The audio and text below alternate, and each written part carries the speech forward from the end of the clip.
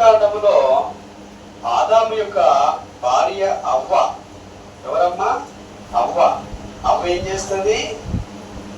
ఒక పండు తీసుకొచ్చి పురుషునికి ఇస్తుంది, ఆదాముకి ఇస్తుంది. ఆదాముకి ఇచ్చినప్పుడు అవ్వ తెచ్చి పండు ఆదాముకి ఇచ్చినప్పుడు ఆదాము ఏం చేశాడు? తిన్నాడు. అంటే అది తినకూడదని ఆదాముకు తెలుసు, అది తినవద్దని దేవుడు చెప్పాడు. చెప్పినా కానీ ఆ ఒక స్త్రీ యొక్క ప్రేమలో పడిపోయి ఏంటి, ఆ స్త్రీకి ప్రేమించాడు కనుక ఆ ప్రేమలో పడిపోయి స్త్రీ మాట విన్నాడు. వెంటనే ఆ పండును తిన్నాడు. తిని ఏం చేశాడు? ఆజ్ఞను అతిక్రమించాడు. మీరు తినద్దు అని చెప్పగానే తినకూడదు. మరి తినద్దని చెప్పగానే తినకూడదంటే దేవుని మాటను ధిక్కరించి ఆజ్ఞ అతిక్రమించాడు. ఆజ్ఞ అతిక్రమమే పాపము. పాపం వల్ల వచ్చు జీతము మరణము. చూశారా?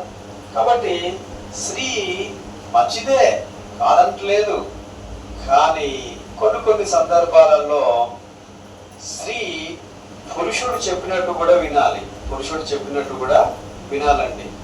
మనకు బైబిల్ గ్రంథంలో బోలెడు మంది స్త్రీలు ఉన్నారు, చాలా స్త్రీలు ఉన్నారు. ఇక్కడ మనం అబ్రహాం యొక్క భార్య అయిన శారాను గురించి మనం చూద్దాం ఒకసారి. శారాను కనుక చూసినట్లయితే ఆమె విశ్వాసులందరికీ కూడా తల్లి అయినదట. ఎవరు? శారా. అబ్రహాం యొక్క భార్య అయిన శారా విశ్వాసులందరికీ తల్లి అయి ఉన్నది. అంటే యావత్ ప్రపంచానికి ఒక రోల్ మోడల్గా తల్లి పాత్రను పోషిస్తుంది. తల్లి ఎలా ఉండాలి అని మనము కొన్ని గ్రంథాలలో, కొన్ని పాఠ్య పుస్తకాలలో కనుక మనం చూస్తే, ఓహో తల్లి పాత్ర ఇలా ఉంటుందా, బైబిల్ గ్రంథంలో చూస్తే తల్లికి ఉన్న ప్రేమ ఇలా ఉంటుందా, తల్లి ఇలా నిర్వర్తించాలా అని మనం నేర్చుకునే భాగ్యాన్ని కలిగి ఉంటాం. చాలా విశ్వాసులకు తల్లి. మరి విశ్వాసులకు తల్లి అంటే విశ్వాసులకు తండ్రి ఎవరు? అబ్రహాం గారు.